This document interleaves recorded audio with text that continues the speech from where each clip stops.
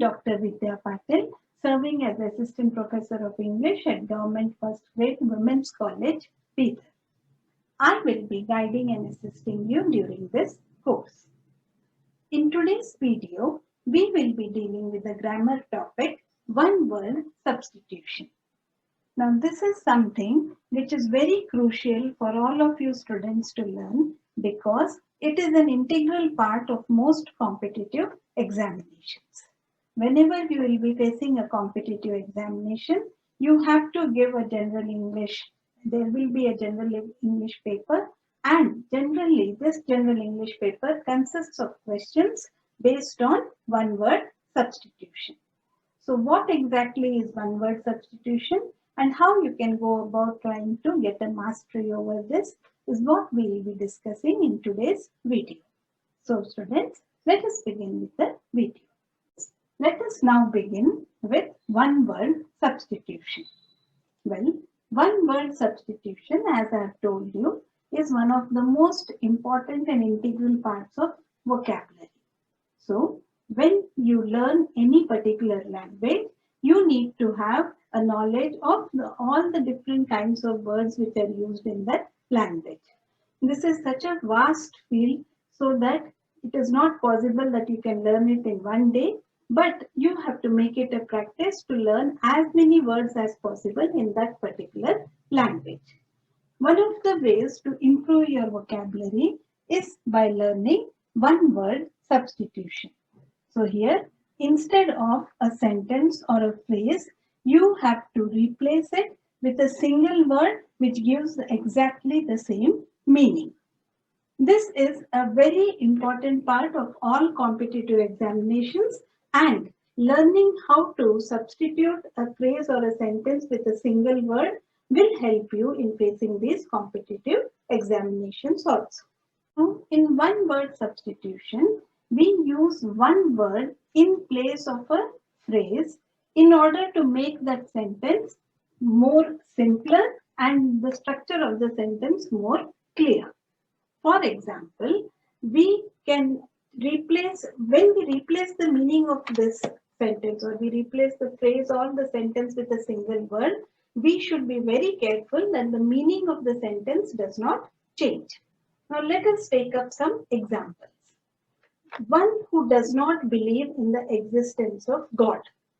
So instead of this sentence, we can replace it by a single word, atheist. An atheist is one who does not believe in the existence of God. So this not only makes the sentence simple, it also makes it much more clear. And it does not change the meaning of the sentence. Let us take up one more example. One who often talks of his achievements is egoistic. So instead of using one who talks of his achievements, we can say that he is an egoistic person.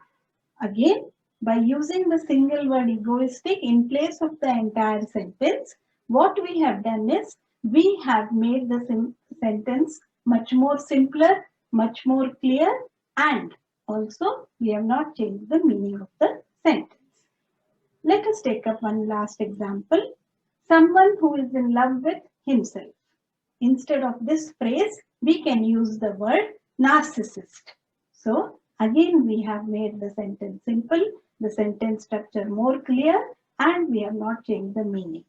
So in this way, learning one word substitution will help to simplify your language, make it more comprehensible, and will also help you face your competitive examinations. Let us now see certain one word substitutions for a collection or for a group. Now, as you can see on your screen, the first example is an arrangement of flowers that is usually given as a present. Now, in place of this sentence, we can replace it by using the word bouquet. So, a bouquet is nothing but an arrangement of flowers and which is usually given as a present or as a gift. Similarly, there is another example, a group of people typically with vehicles or animals traveling together. Here we are talking about a caravan. So we can use the single word caravan in place of a group of people who are typically using vehicles or animals and they keep roaming around. So generally we see that gypsies or nomadic people use such caravans and they roam around in such caravans. When we are referring to a group of cattle or sheep or some other domestic animals, we call them a herd. So instead of a group of cattle, sheep or other domestic animals, we can use the word herd. Also, if we are talking about a series of stars, then this series of stars can be called constellation. So we can replace this phrase series of stars by a single word constellation. Let us now look at certain words which can be substituted when we are talking or referring about certain professions. Now, as you can see on your screen, the first example is a person who is trained to travel in a spacecraft. Well, in place of this particular sentence, we can use the word astronaut. So, astronaut is a person who is trained to travel in a spacecraft. Similarly, a person who draws or produces maps is called a cartographer. So, who is a cartographer? Cartographer is a person who draws or practices maps. Next, when we are talking about a person who writes in a beautiful handwriting, he is called a calligrapher. So, similarly, when we are talking about a person who is employed to drive a private or a hired car, we call him a chauffeur. So, we can say that instead of these phrases, we can use a single word which defines that particular profession. Let us now look at certain groups of certain words which can be substituted in place of phrases or sentences which talk about governments or systems of governments. Now, for example, a state of disorder due to absence or non-recognition of authority or other controlling systems. So when there is no government or nobody is ready to obey the government, then it is called a state of anarchy. Next, a form of government in which power is held by the nobility.